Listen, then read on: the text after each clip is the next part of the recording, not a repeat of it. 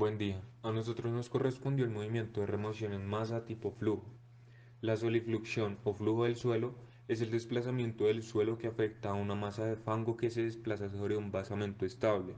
Esto afecta únicamente a los materiales arcillosos y aquellos que se convierten fácilmente en fango por el aumento de su contenido en agua, lo que provoca cambios en su densidad, en su peso y en el volumen, lo que va a favorecer el desplazamiento del material a lo largo de la pendiente. La actuación del agua puede producirse por el empapamiento del material a causa de infiltraciones o por la abundancia de precipitaciones en la zona o por el desbordamiento de mantos freáticos, que son pozos de agua que se encuentran en el subsuelo. La solifluxión es un fenómeno muy generalizado, sobre todo en las regiones húmedas y templadas o frías, debido a la pobreza de vegetación, y en las regiones tropicales húmedas la solifluxión es limitada a causa de la abundante masa forestal. Existen diferentes tipos de solifluxión, pero las dividiremos en dos, la generalizada y la localizada. La solifluxión generalizada es aquella que afecta a toda una ladera y en procesos normalmente lentos y sostenidos a lo largo del tiempo. En esta modalidad podemos distinguir la solifluxión laminar, que es aquella que afecta a una capa muy superficial en un proceso de descenso muy lento. Tenemos la solifluxión subcutánea, que está dificultada por la existencia de un manto vegetal y que produce embombamientos en dicho manto. Estos embombamientos pueden rasgar el tapiz dejando escapar el fluido fangoso.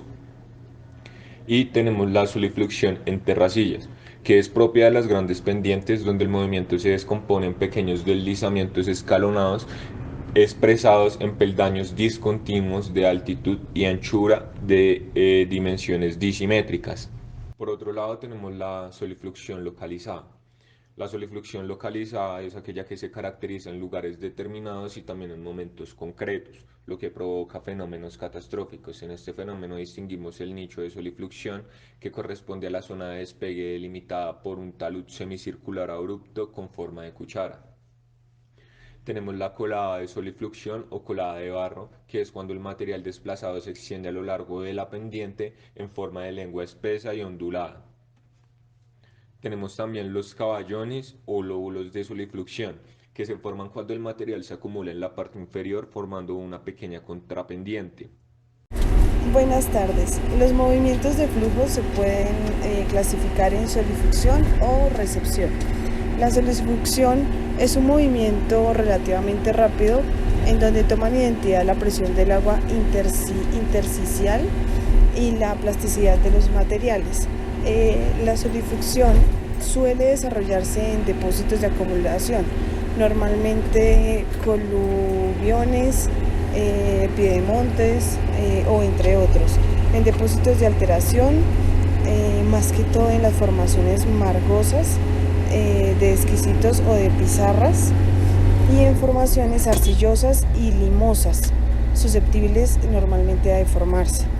Las coladas de barro son solifluxiones en materiales limoarcillosos que dejan cicatrices cóncavas en áreas de cabecera.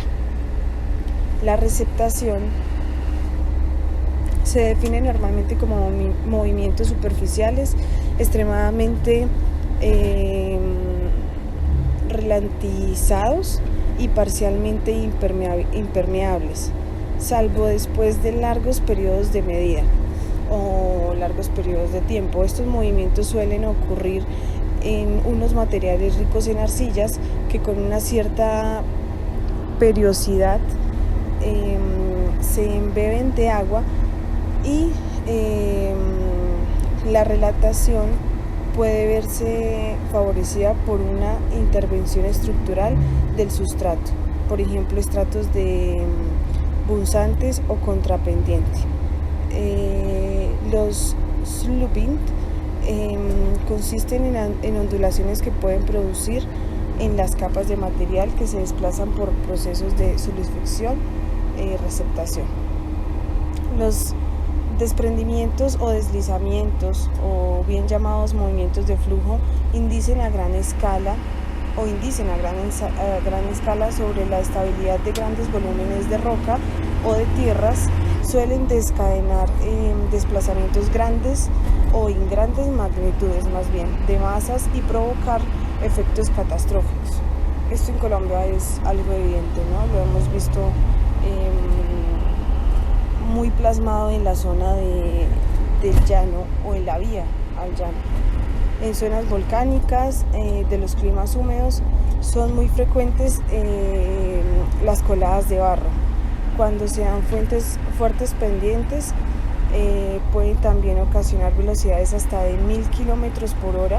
Un ejemplo reciente pues se tiene, un ejemplo de ello pues reciente es el Nevado del Ruiz en los Andes colombianos, donde entró en juego, además de la actividad volcánica, unos relieves de alta montaña y nieves perpetuas, y esto fue lo que puso o manifestó la extraordinaria rapidez y poder destructivo de las coladas de barro en zonas montañosas. Dentro de nuestra infografía podemos apreciar algunas imágenes en cuanto a las remociones de masa enfatizadas en los flujos. En la figura 2.1 pues podemos verlo de una forma más generalizada, tipos de remociones en masa. La figura A de la figura 2.1, remociones en masa por caídas. Figura B, deslizamientos. C, volcamientos de flujos, que es el tema que como grupo estamos exponiendo. Extensiones laterales. En la figura 3.1 podemos observar algunas geoformas creadas por la erosión pluvial o columnas de suelo que son generadas gracias a la movilización de los suelos finos y la protección de gravas. Esto fue tomado de Carlos Escobar. En la figura 3.2 los surcos son canales labrados por los flujos concentrados cargados con sedimentos. En la figura 3.3 podemos apreciar la cárcava formada por la concentración de aguas que bajan desde la corona de la ladera y labran el fondo. Las laderas ajustan sus pendientes al canal y gracias a los movimientos en masa y los procesos de erosión. En la figura 3.4 encontramos la sobacación de fondo en el cauce contribuyente a la inestabilidad de las laderas que conforman el drenaje.